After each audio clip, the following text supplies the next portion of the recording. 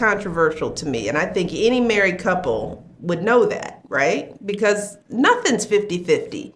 There's no point in time when everything is equal. And I just don't want young couples to set up that kind of, false idol in their marriage. I don't think we talk enough about the real of marriage. Right. And we don't prepare young people. We weren't prepared. And old people. It's true. 1 year in, It's true. I think we've got to be open and, and open within reason, right? Yeah. I mean, but I feel like people look at me and Barack as relationship goals, which I think we have an amazing marriage. 30 years, yes. It's real. The highs, the lows, we've been through it. We've grown from it. I love being married to him. I love my husband. But I want people to understand what does it take to get there. It's not all fist bumps and nice pictures and holding hands. There were years of struggle and learning how to communicate with each other and still growing. Because if we're both growing together,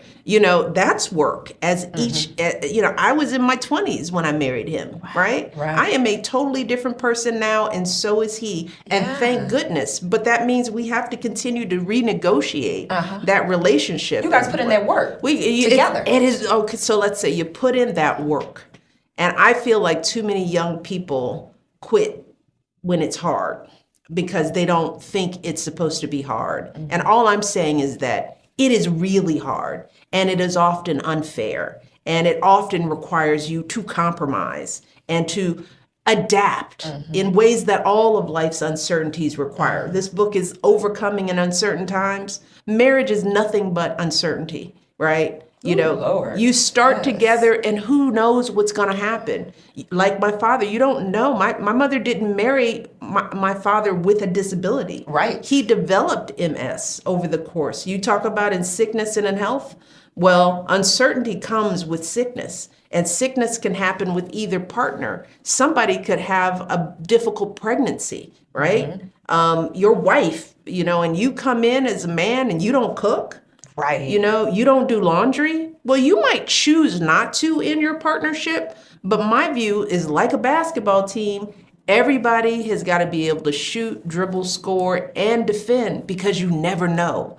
That's what makes a strong team. Right. So you can't just say it's going to be 50-50. No. Right? Not if you're through sickness and in health, in good times and bad. You take those vows, that means you have to be ready to live within the vows you take, because marriage will be all of that. And be thirsty.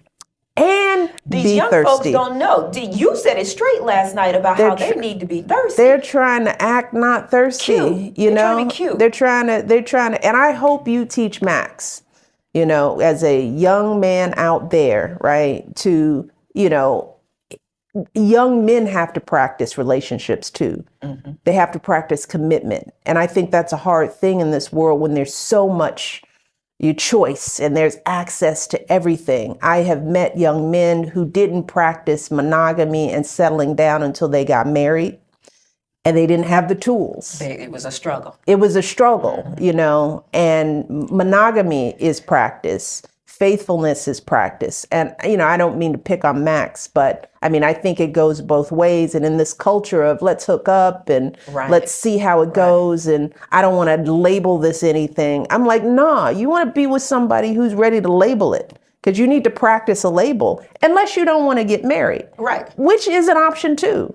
Not everybody has to get married. But if you choose to get married, if that's the dream, outside of the wedding and the dress and the the wish book that you've had for the ceremony, event and the baby moon and the honeymoon, you better have been practicing some relationship commitment, right? Because you can't learn that on the job.